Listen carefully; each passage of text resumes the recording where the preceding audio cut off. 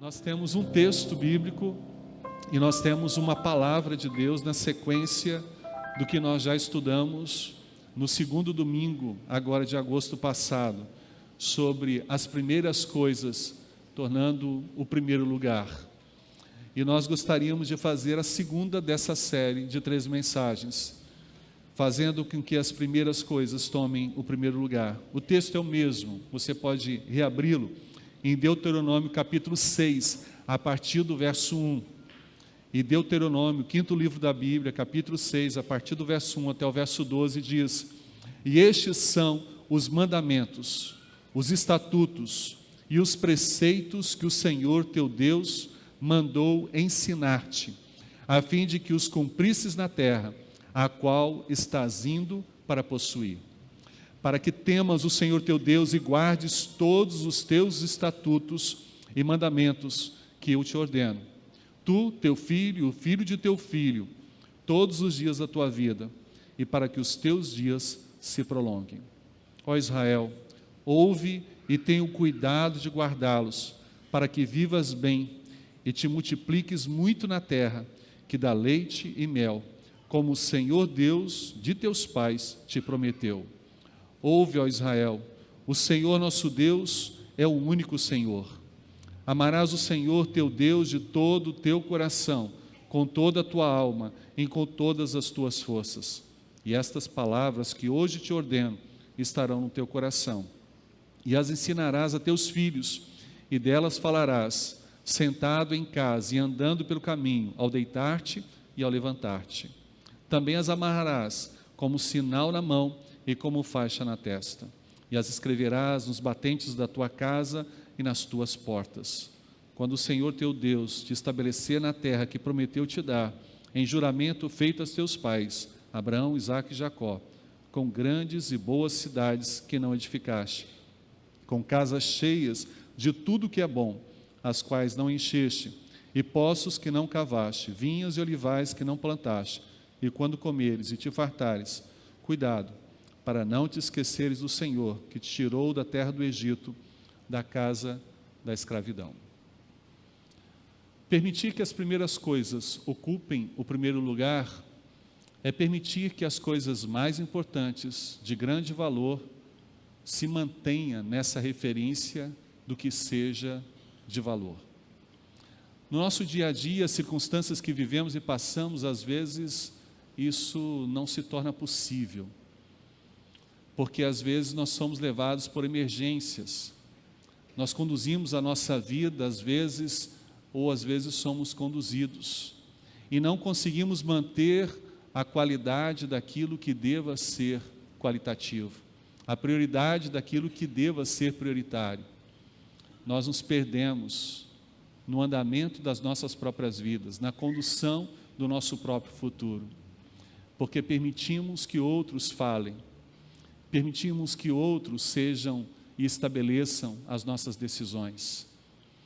E os versículos 3 e 4, aqui em especial, nos dá exatamente essa projeção, 2 e 3. Para que temas o Senhor teu Deus e guarde todos os seus estatutos e mandamentos que eu te ordeno, tu, teu filho e o filho do teu filho, todos os dias da tua vida, e para que os teus dias se prolonguem. Ó Israel, ouve e tenha o cuidado de guardá-los, para que vivas bem e multipliques muito na terra que dá leite e mel, como o Senhor Deus de teus pais te prometeu. Para que isso ocorra, para que possamos viver e prolongar o nosso tempo, e nesse prolongamento ter qualidade na nossa vida, na nossa história, nas nossas gerações, existem algumas coisas que são imprescindíveis. E do estudo que foi mencionado na primeira mensagem, a sequência de alguns percentuais de pesquisas realizados ao longo de 21 anos ali nos Estados Unidos, com milhares de famílias cristãs, nós encontramos um percentual que é extremamente importante. Quando foi realizada a pesquisa em 2012, 84% dos pais se diziam cristãos, mas desses 84, apenas 61% se mantinham em pelo menos uma ida por ano à igreja. Encontramos 23% de pais ou famílias que apenas se consideravam cristãos, mas não tinham vida cristã. Dentro disso, na própria pesquisa, alguns se viam e reconheciam como apenas nominais. Sou cristão, ou a minha família é cristã, mas não tem prática alguma de vida cristã. E dentro desses estudos, a projeção é que a primeira geração desses pais se caia em pelo menos 50% do que aqueles que se diziam ser cristãos ou ter a família cristã, estes filhos, quando se casarem, vão dizer que são cristãos ou que terão famílias cristãs. E pasmem, a terceira geração, apenas 15%, terá a projeção de se dizer cristão ou terão as suas famílias cristãs. Por que essa queda abrupta num valor tão imprescindível que é viver a vida cristã, que é ser um cristão? É porque as primeiras coisas que são buscar a Deus, crescer com Deus, ampliar a vivência devocional, a espiritualidade sadia, não tem tomado o primeiro lugar na nossa vida. Hoje pensamos em carreira para nós e para os nossos filhos. Nós pensamos em situações melhores da economia, das finanças, para nós e para os nossos filhos. Nós queremos encaixes, passar num concurso público, ser bem-sucedido em alguma dessas áreas socialmente. Nós estamos com focos distorcidos, como se aqui, ou para estas coisas aqui, tivéssemos resultados eternos, enquanto só há uma coisa a fazer para obter resultados eternos, que é continuar crendo e buscando o Senhor. Mas nós precisamos encarar hoje uma construção, uma estrutura que faça valer na nossa vida. E a nossa estrutura devocional, a nossa estrutura espiritual, a nossa estrutura de fé, ela hoje está abalada, porque nós estamos deixando como um segundo processo. Estamos hoje colocando, por exemplo, a responsabilidade na igreja de educar os nossos filhos espiritualmente. Estamos terceirizando para a mídia fazer o papel educacional cristão, que é papel da família, que é papel dos pais. Nós hoje estamos vivendo o distanciamento da primazia da palavra, da comunhão à família a partir da palavra. E essa falta de estrutura gera falta de esperança sobre essa perspectiva cristã de futuro. Um segundo aspecto que deriva a partir dali está exatamente naquilo que envolve o cumprimento de promessas. Porque nós, pela falta de Deus e pela falta do compromisso cristão, do valor cristão, nós temos falado muitas coisas e nós não temos estabelecido o cumprimento dessas coisas. Nós temos firmado promessas, mas não temos honrado essas promessas. Nós estabelecemos distanciamento para algumas coisas e nos acomodamos frente a essas circunstâncias que passamos. Alongamos demais algumas coisas que são imprescindíveis para ocorrer ontem e não daqui a algum tempo. Nós às vezes sentimos chateados e às vezes nós construímos um sentimento até antagônico à dinâmica do amor, porque em alguns momentos algumas coisas acontecem conosco e não estando preparados ou não aceitando o que está acontecendo sobre nós, nós nos queixamos, nos rebelamos, nós estabelecemos uma linha em que, contrariamente ao senso da palavra e à busca de Deus, nos distanciamos mais de Deus e nos afastamos ainda mais dos seus propósitos, dos seus caminhos. O que hoje nós precisamos fazer é ter no senso das nossas promessas de poder estabelecer em casa, no ambiente acadêmico, profissional, social, é que o que nós desejamos sobre a nossa vida ocorra. E isso, mesmo que seja a longo prazo, precisa ser desenvolvido a partir de agora. Porque há coisas que fundamentam o que ainda vai acontecer na frente. A nossa promessa está ligada a coisas que estão daqui a anos, mas o fundamento dessas coisas precisam ocorrer a partir de agora. E o grupo de George Barna, ele estabelece exatamente um item muito interessante. As pessoas hoje não estão acreditando mais em família. Um percentual pesquisado, 53% dos pesquisados disseram que têm o olhar para a família de verdade, que acreditam no valor da família, que sabem que é real. Mas 47% diz que tem um pé atrás quando as coisas são em família. Por quê? Porque muito é prometido e nada é cumprido. Por exemplo, a partir de hoje eu vou lavar as vasilhas todos os dias de manhã no café da manhã. Ou, a partir de hoje, eu vou fazer com que a vassoura passe aqui, a partir das minhas mãos, agregando valor a essa casa. Eu vou arrumar a minha própria cama.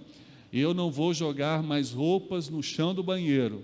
Eu não vou entrar e jogar o sapato de qualquer maneira na sala. Promessas pequenas, mas que não são cumpridas. E se as promessas pequenas não são cumpridas, as grandes poderão? Se nós não firmamos o cumprimento de pequenas coisas, faremos as grandes? A pesquisa diz que as pessoas têm insegurança a respeito do que se é estabelecido e decidido dentro das casas. Se temos essa insegurança dentro das nossas casas, não as teremos nos ambientes sociais, seculares da nossa vida? É claro que sim. E isso está moldando uma geração, a partir da nossa, que vai ficando não só com o pé para trás, mas em algum momento vai puxar os dois e vai recuar naquilo que envolve um valor, uma primazia daquilo que está presente sobre as nossas promessas, o desejo de mudança, o envolvimento e a nossa responsabilidade para essas mudanças. E quando nós pensamos isso, não pensamos apenas num fórum íntimo familiar, nós pensamos também na consequência social, porque essa incerteza que está presente na casa, na família, também se dará de forma consequente na família. E nós estamos sendo inconsequentes como pais, como família, como cidadãos cristãos, para essa geração e para a próxima geração, porque temos visto responsabilidade, assumimos, mas não praticamos, não validamos na nossa vida. Um terceiro aspecto está exatamente em verbalizar estabilidade. O contexto de muitas casas, de muitas famílias, é que eles não conseguem pensar de forma saudável, de forma equilibrada para aquilo que está para frente. E às vezes se ouve: eu vou me separar, se você continuar assim eu vou te largar, se você continuar assim eu vou te colocar para fora de casa, se você continuar fazendo essas coisas você vai perder o seu pai, a sua mãe. E o alinhamento dessa instabilidade vai gerando inquietações à vida daqueles que ali estão, que vão permeando essas inquietações aos seus ambientes, os seus segmentos no seu dia a dia, e que também vão usando essa mesma fala, vão colocando exatamente o medo e a sujeição dessa insegurança de forma a se estabelecer nas suas relações. Estamos aprendendo a viver acuados a cada dia, de não fazer algumas coisas porque temos medo que a reação do outro se cumpra. E aquilo que está hoje ruim pode ser pior no nosso amanhã. Enquanto poderíamos verbalizar estabilidade, dizendo: nós estamos passando um momento difícil, mas nós vamos superar isso. O momento hoje exige cuidado e nós vamos perseverar. Ou nós estamos enfrentando uma realidade complicada, vamos nos unir para juntos nos fortalecer para avançar. Os pequenos problemas já são suficientes para podermos colocar grandes respostas negativas, instabilidades. E como a gente vai vivendo e estabelecendo relacionamentos nessas instabilidades? A pesquisa do Barna diz que uma parte significativa, 2/3 das famílias cristãs americanas já passaram ou estão passando por questões de instabilidade nas suas vivências. Não estão certos sobre os seus amanhãs. Se vai manter o casamento, se vai manter a família unida, o que se dará sobre os dias à frente. E eu fico pensando, meu Deus, como é viver essa instabilidade? Como é passar por essas circunstâncias? Olha o ambiente presente naquilo que envolve o cotidiano dessas circunstâncias. Nós vivemos e repassamos uma vivência social que acaba sendo bastante injusta naquilo que nós somos, naquilo que temos.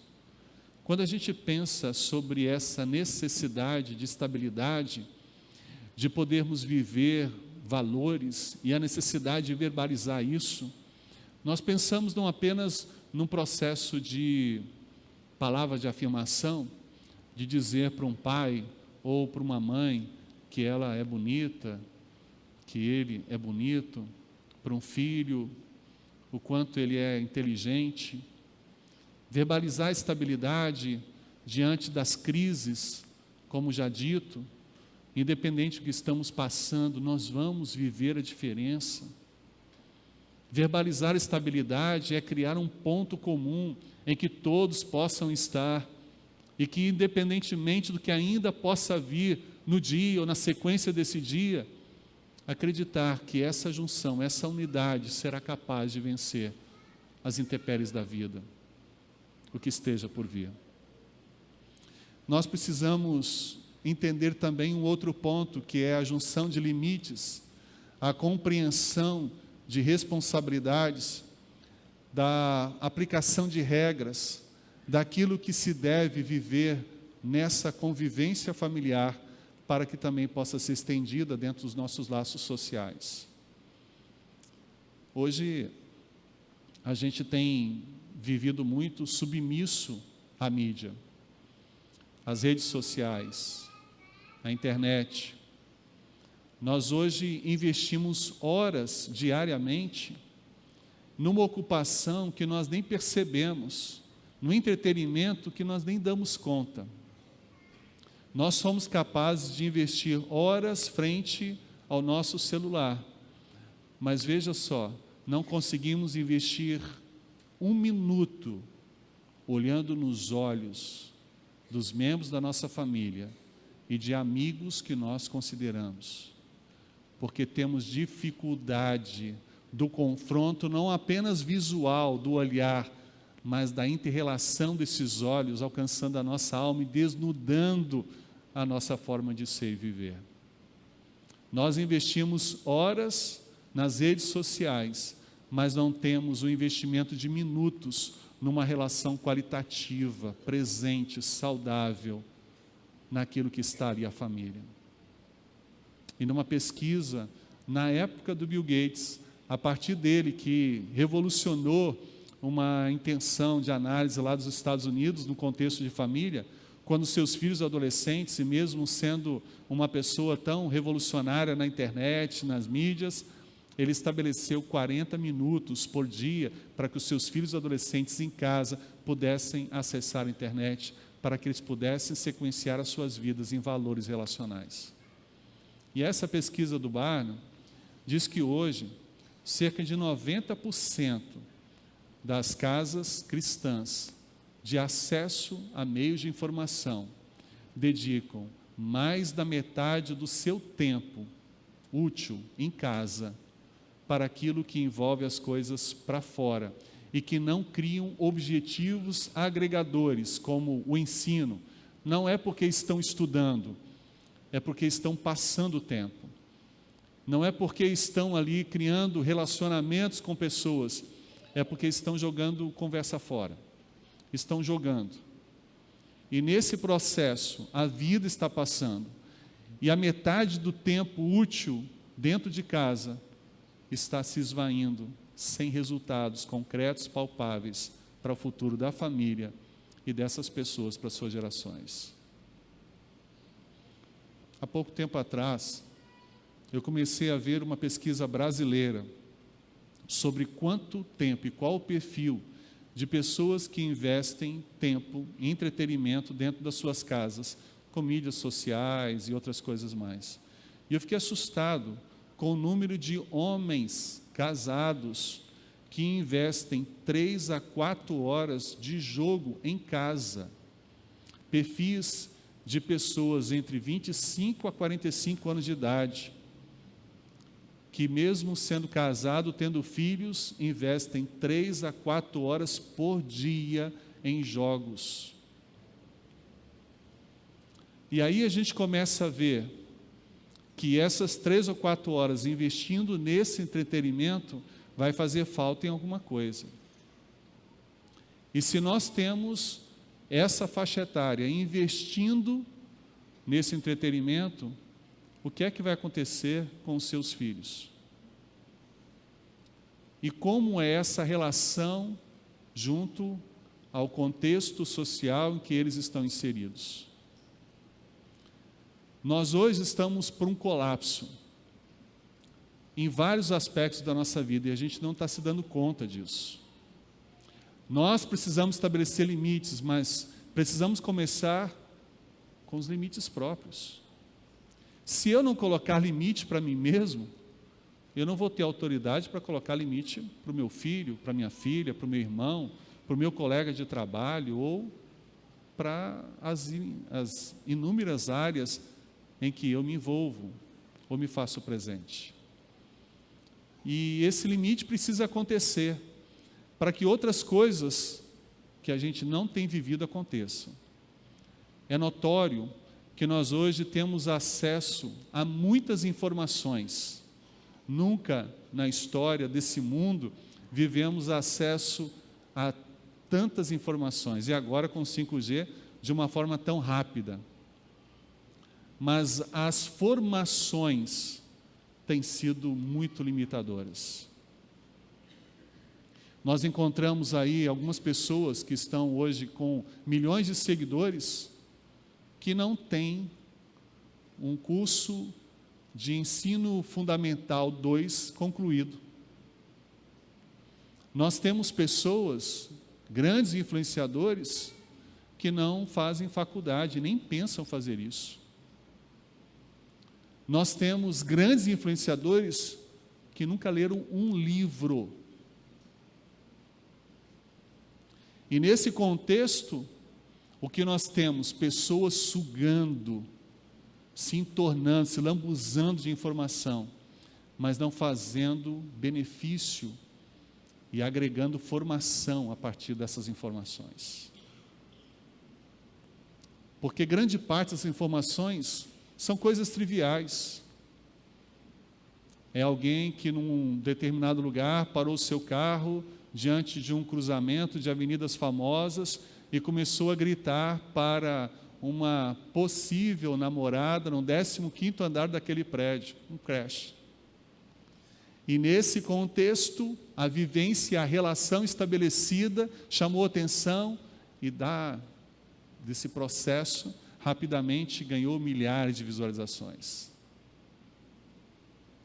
Circunstâncias pequenas, como alguns acidentes, como algumas circunstâncias de erros nas falas, elas tomam uma velocidade, a gente investe tempo em ouvir e até mesmo rir com essas coisas, mas que pouco agregam valor a nós. Hoje até nós terceirizamos a nossa devocional, porque podemos usar alguns programas e alguém ler a Bíblia para nós, e alguém pensar sobre aquele texto da Bíblia para nós, e orar por nós, e a gente achar que isso é vida devocional, que a gente está cumprindo o nosso papel naquele dia.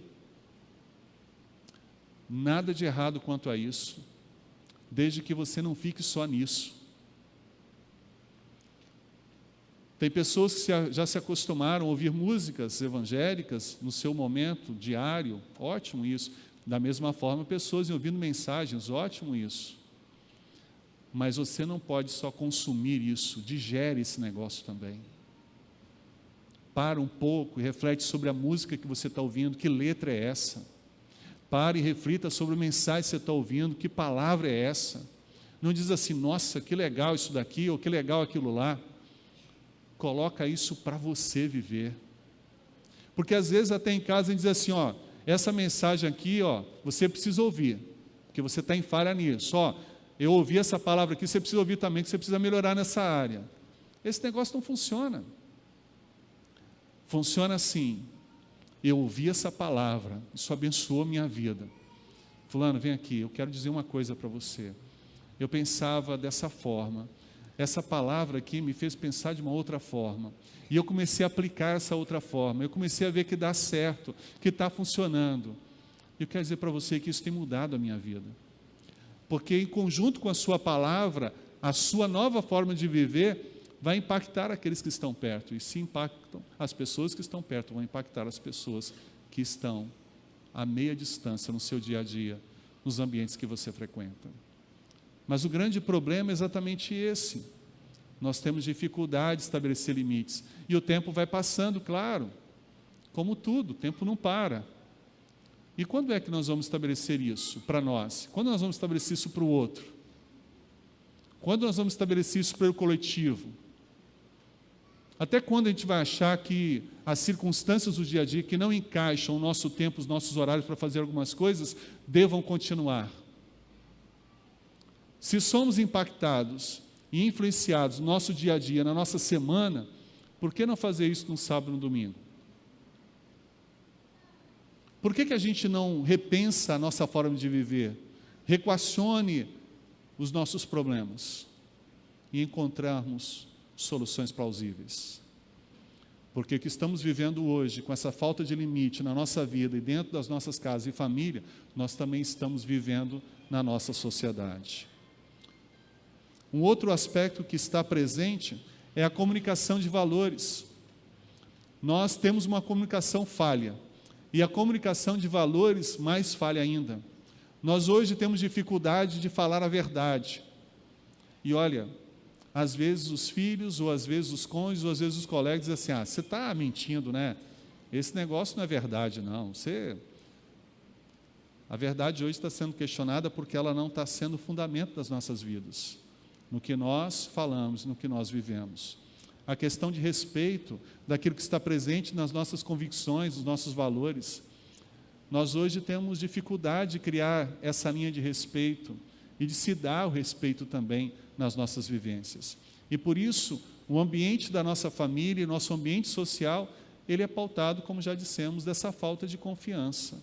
Ficamos sempre aquém daquilo que deveríamos nos entregar mais e melhor. Convicção, valores, e a convicção nos nossos valores nos faz pensar fora da caixinha desse ambiente eclesiástico, para aquilo que envolve daqui a pouco aos pré-adolescentes, aos adolescentes, os ambientes universitários, em que ali a questão filosófica pura e simples é colocada sobre a mesa. E essa ausência de entrega, de conhecimento, de lapidação na nossa vida cristã, vai ficar chacoalhada. Porque não é uma questão de fé e ciência, é uma questão de convicção e de conhecimento para a aplicação disso. Muitos de nós estabelecemos tematicamente que a fé não se encaixa com a ciência. Mas o que dizer com os cientistas que têm se convertido e que têm validado todo o processo da fé cientificamente? Não as coisas impossíveis, os milagres, mas as realidades que antes eram ditas. Isso não tem explicação. E a ciência tem se levantado e dito, essas coisas, elas têm respaldo científico.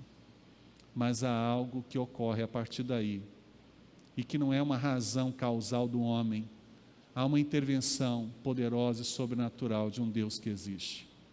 Mas nós não sabemos debater, porque não temos fundamento, nós não conhecemos a Bíblia, não conhecemos teologia, E por não conhecer e por não ler, não somos capazes de debater filosoficamente em ambientes acadêmicos.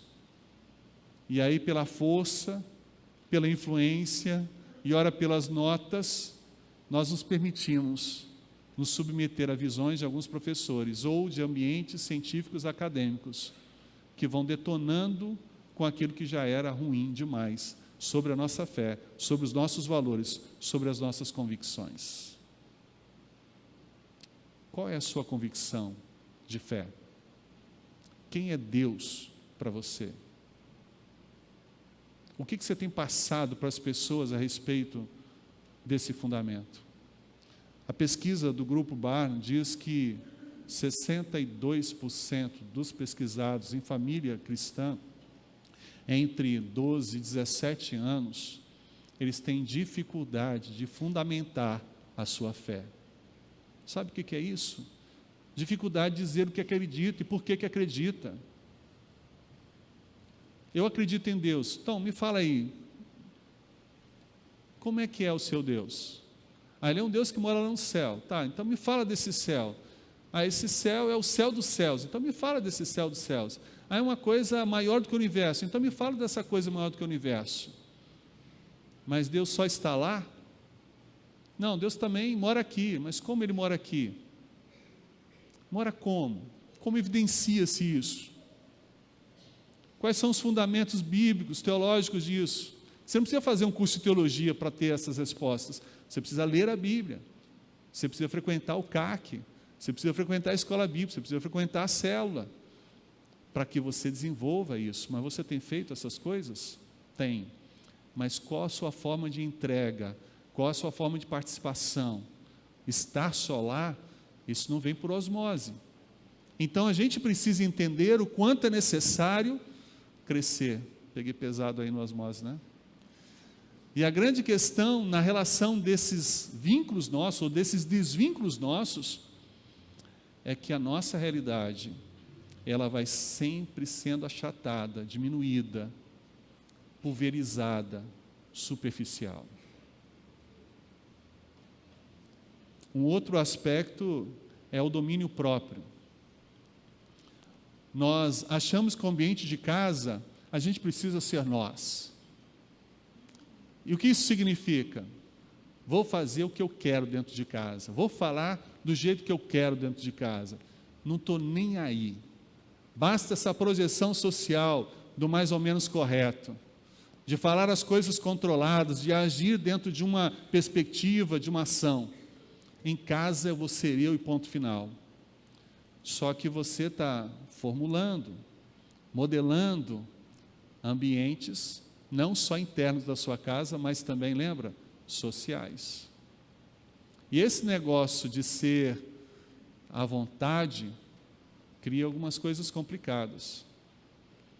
E aí, numa pesquisa do Grupo Barna, retrata que boa parte dos filhos, eu estou em dúvida agora se é 42% ou 43% dos filhos, já repetiram ações impulsivas dos seus pais. O que isso significa? Olha só, o meu pai gritou comigo, eu também já gritei com ele ou com alguém da minha casa. A minha mãe tacou um prato no chão, eu também já taquei um prato no chão, em algum momento, com alguém da minha casa. Qual é a influência disso para as áreas de convivências relacionais? Toda. Se eu vivo esse processo de ausência de domínio dentro de casa, eu vou ter também essa ausência de domínio fora de casa. Por que tem crescido os problemas no trânsito? Por que tem crescido os problemas e conflitos em vários ambientes fechados? Como, por exemplo, ambiente de trabalho profissional, acadêmico, condomínios. Porque essa intolerância, essa falta de domínio próprio no ambiente mais íntimo da nossa vida tem afetado a nossa relação social. Saber ouvir não é só uma arte, mas uma necessidade de hoje. Para de falar enquanto o outro fala. Ouve, e ao seu tempo tenta responder. Se a pessoa não te permitir falar porque ela está falando, para. E só fala quando ela estiver disposta a ouvir, porque às vezes ela não está disposta a ouvir. E se você insistir em falar enquanto ela está falando, ou não está disposta a ouvir, você está perdendo seu tempo. Olavo Guimarães Feijó, um grande mentor na minha vida, pastor, psicólogo, uma bênção. Ele dizia sempre para mim assim: Edson, quando uma pessoa não quer ouvir, não perca tempo tentando fazê-la ouvir. Investe o seu tempo para você mesmo. E diante dessa situação ou circunstâncias que vivemos, quantas pessoas não querem ouvir absolutamente nada, só querem falar? Então ouça. Quando quiserem ouvir e se permitirem isso, usufrua e fale. Mas dentro de casa e na sociedade, nós precisamos repensar isso. Nós precisamos modelar isso. Então o domínio próprio vai favorecer não só a escuta e adequadas falas, mas equilíbrio dos nossos sentimentos. Porque quando nós somos levados pelos impulsos, nós falamos o que não devemos. Nós criamos problemas irreparáveis, ou pelo menos que geram grandes sequelas na vida das pessoas. Nós reagimos de uma forma insana, e nós constituímos um erro após outro, porque não conseguimos ter um ambiente de reflexão. E por isso muitos dos nossos relacionamentos são quebrados, e dificilmente recuperados. Há anos que às vezes o pai não fala com o filho, ou o filho com o pai. Ontem eu estava ouvindo uma pessoa dizendo assim: ore para o meu irmão, porque o meu irmão é partidário de fulano, e o meu pai é partidário de cicrano. E os dois estão sem se falar desde 2018. E os dois agora criaram um problema maior ainda, porque além de não se falarem, não estão permitindo as relações dentro do ambiente de família. O pai, que é avô, não está querendo mais ver o neto. O filho não está querendo mais ver a mãe. E aquilo que era antes focal entre apenas um pai e filho, agora está no contexto da família. Ora, porque a gente não sabe mais o que fazer. E aí a gente vai vendo que essa falta de domínio próprio cria uma linha de insensibilidade. O que antes nos agarrava, que nos prendia, que nos unia, que era o amor, não está sendo mais possível nas nossas relações. As ideologias, os partidarismos, as divisões, os pensamentos, o egoísmo, têm dilacerado as nossas relações, dentro de casa e na nossa sociedade. Por isso essa intolerância, ora religiosa, ora política, ora social, desses atos revolucionários, de inquietações, como se isso resolvesse os problemas. Nós precisamos aprender a ter domínio próprio. E nós sabemos, conforme Gálatas capítulo 5, que isso é uma atribuição da presença do Espírito Santo de Deus em nós. Nós não conseguimos ter domínio próprio se nós não nos enchermos, se nós não tivermos o Espírito Santo de Deus em nós. Mas se nós não temos devoção, se nós não construímos uma espiritualidade sadia, nós não teremos esse fruto do Espírito, porque Deus não estará conosco, porque a nossa vida cristã secundária, em valores, atributos e busca, vai fazer com que também seja secundário os frutos sobre as nossas vidas e a permanência de outros frutos, que são os frutos da carne, que apresentam, não apenas em Gálatas 5, mas no nosso contexto hoje, muito mais visível do que no passado. A isso, nós só podemos dizer uma coisa: que Deus tem misericórdia de nós. É a única coisa que nós podemos dizer, que Deus tem misericórdia de nós. Porque olha o que nós estamos fazendo conosco, com a nossa família, com a nossa sociedade e com as nossas gerações. Ter domínio próprio é importante, ser paciente é importante, saber controlar os impulsos são extremamente importantes. Nós precisamos hoje, meus irmãos, parar e rever o que estamos fazendo sem reflexão. Por último, nós precisamos hoje entender que dentro de casa, como exemplifiquei agora há pouco, na questão de promessas que precisam ser cumpridas, nós aprendamos a servir uns aos outros. Não servir assim, pega um copo de água lá para mim, vai lavar as vasilhas. É a disposição de estar pronto a ser útil ao outro, de poder abençoar o outro. Servir dentro de casa é a propiciação e o caminho para se aprender a servir socialmente. Nós temos desejado sempre ser servidos, mas a Bíblia diz que o Senhor Jesus não veio para ser servido, mas para servir e dar a sua vida em resgate de muitos. O valor do serviço em casa não é atividade simplesmente ou tarefas, mas a disposição de estar para tudo que o outro precisar.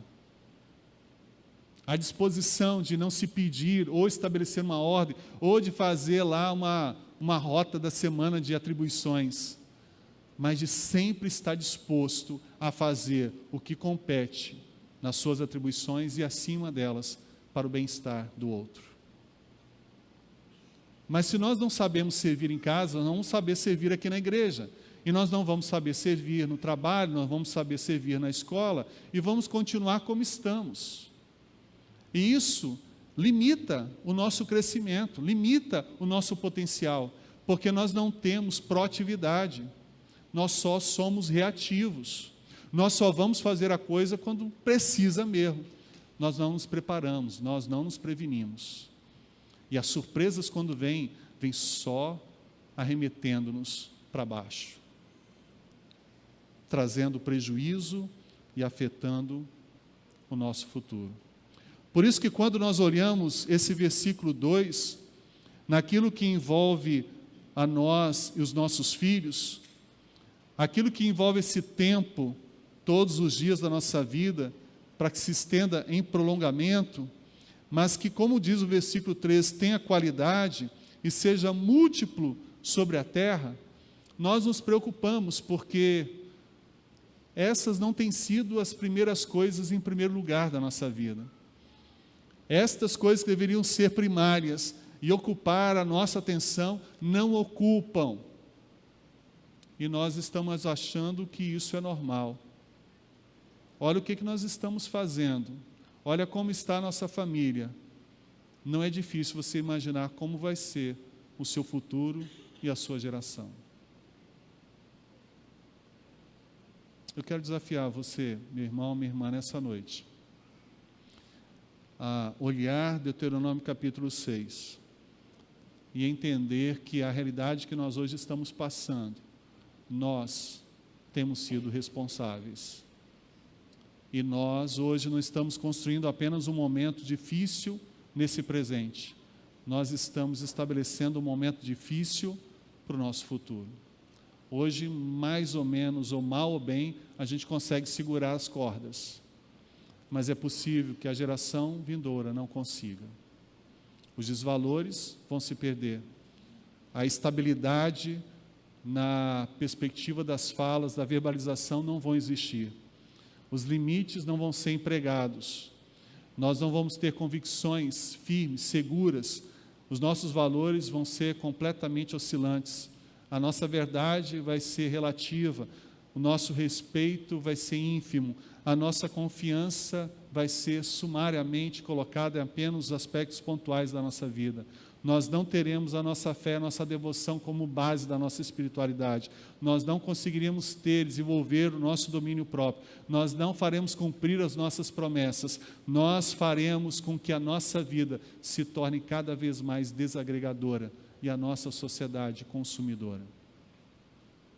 Hoje, nessa noite, o efeito daquilo que se diz cristã, casamento, família, relação pai e filho, tem a ver com a nossa sociedade. E a nossa sociedade hoje tem a ver com as nossas gerações do amanhã.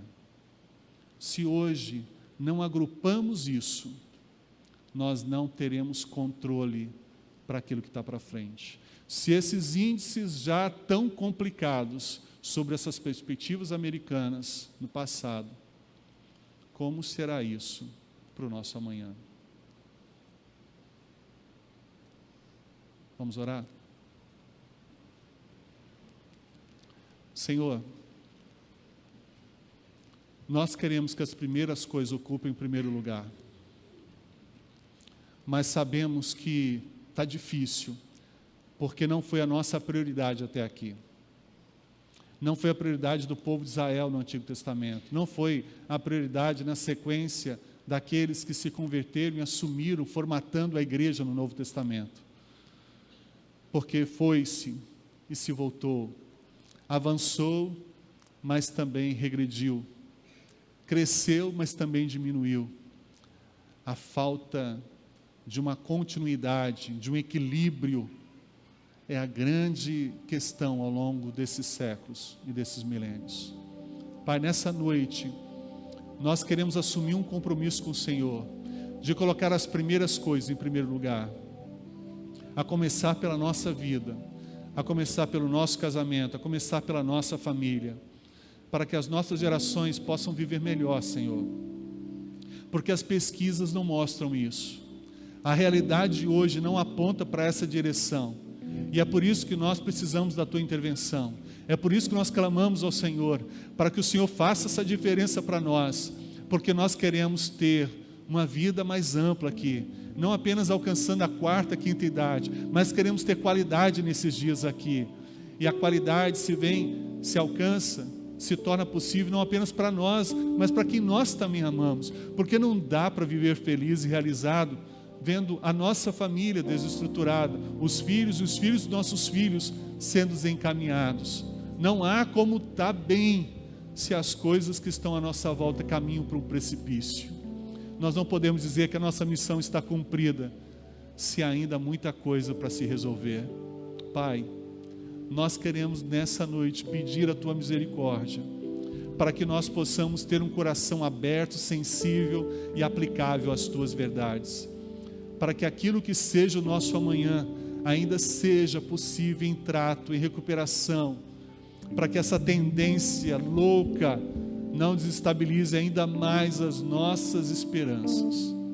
Em nome de Jesus, Pai, nessa noite, visita o coração dos adolescentes e jovens aqui, que eles possam, a partir deles, ter iniciativas de limites no tempo de mídia, no tempo de internet, no tempo de redes sociais, para que possam explorar mais o seu tempo de estudo, capacitando-se melhor para aquilo que envolve daqui a pouco a sua formação, a sua carreira.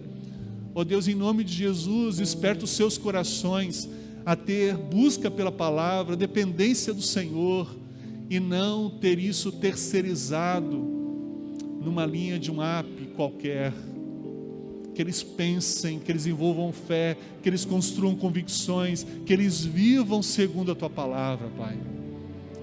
Desperte, ó Deus, os pais, as mães, para que eles, ó Deus, possam construir diálogos mais saudáveis, firmar, ó Deus, exemplos, constituir respeito, ter verdade nas suas bocas, formar, ó Deus, equilíbrio e domínio próprio, firmando não apenas, ó Deus, um ambiente de casa apaziguador, ó Deus, construtivo, que acolha, mas que também, ó Deus, devolva para a sociedade pessoas melhores, para que possam contagiar esse melhor às outras pessoas. Pai, em nome de Jesus, nos permita viver um tempo em que possamos reformar a nossa estrutura de vida, constituindo, ó Deus, mais palavras e verbalizações saudáveis, otimistas, positivas, crendo na Tua palavra e fazendo com que também a nossa palavra se mantenha e o nosso sonho se realize. Em nome de Jesus, Pai, nesta noite, visita-nos e trate-nos, para que possamos, ó Deus, a começar pela nossa vida, estender tempo de vida com qualidade para nós, para as nossas gerações, para a nossa sociedade, para o mundo do nosso amanhã. Ó Deus, faça com que nesta noite o trato do Senhor sobre nós gere conversão, mudança, transformação, e que possamos viver e usufruir deste melhor que o Senhor tem para nós e para as nossas gerações. A começar em mim, Senhor, e pelos irmãos aqui e aqueles que estão acompanhando este momento do nosso culto, nós pedimos, ministra-nos a esperança a partir desta palavra sendo refletida e aplicada no nosso viver. É o que nós te pedimos, no nome de Jesus. Amém, amém e amém.